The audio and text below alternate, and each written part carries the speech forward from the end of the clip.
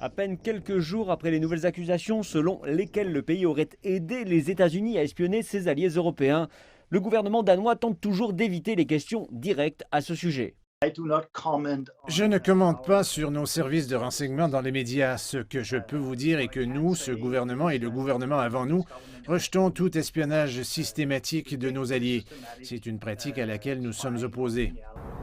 Durant le week-end, le diffuseur public du Danemark a avancé que l'agence de sécurité nationale américaine, la NSA, aurait écouté les câbles Internet sous-marins du Danemark, accédant aux messages écrits, aux appels téléphoniques et au trafic Internet, ce qui inclut les recherches, les discussions et les services de messagerie utilisés par les hauts responsables européens.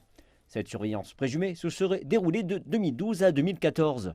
C'est durant cette période que le lanceur d'alerte américain Edward Snowden a fait des révélations similaires. S'ils veulent vous avoir, avec le temps, ils vous prendront.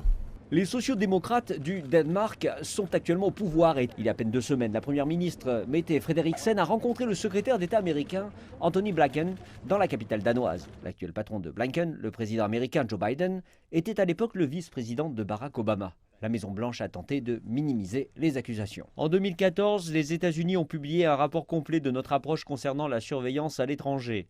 Le président Obama a publié une directive présidentielle qui a changé notre approche de façon significative. Nous travaillerons avec nos alliés européens et partenaires pour répondre à toute question par les canaux appropriés de sécurité nationale. Mais le président français a indiqué que si cela est confirmé, alors cet espionnage serait tout à fait inacceptable. Et donc je suis attaché aux liens de confiance qui unissent Européens et Américains. Nous avons donc, à cet égard, tout à faire pour notre sécurité commune. Et il n'y a pas de place entre nous pour le soupçon. C'est pourquoi ce que nous attendons, c'est la clarté complète. Les propos de Macron font suite à une réunion virtuelle bilatérale avec la chancelière allemande Angela Merkel, l'une des dirigeantes présumément ciblées. Mais jusqu'à présent, la chancelière semble satisfaite de ce qu'elle entend. J'ai été rassurée par le fait que le Danemark, le gouvernement allemand, le ministre de la Défense établit clairement ce qu'elle pense de cette affaire. Et outre établir des faits, c'est un bon point de départ d'arriver à des relations qui sont véritablement basées sur la confiance mutuelle. Le rapport a également accusé les États-Unis et le Danemark d'avoir espionné la Suède et la Norvège.